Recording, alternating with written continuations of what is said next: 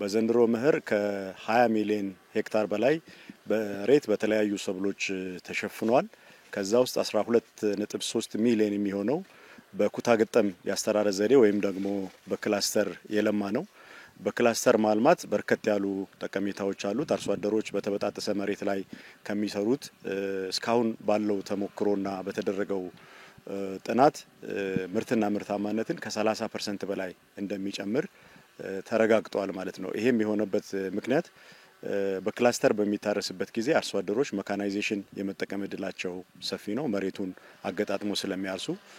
ከዛም ባለፈ የግብርና ግብአቶችን ከምርጥ ዘር ጀምሮ ሌሎች የማዳበሪያና የአግሮ ኬሚካል ግብአቶችን ጊዜውን ጠብቆ ወቅቱን ጠብቆ በባለሙያ ምክር ተደግፈው ስለሚጠቀሙ ይሄ ምርትና ምርታማነታቸውን ከማሳደግ አኳያ ከፍተኛ ጠቀሜታ እንዳለው ተረጋግጧል ማለት ነው።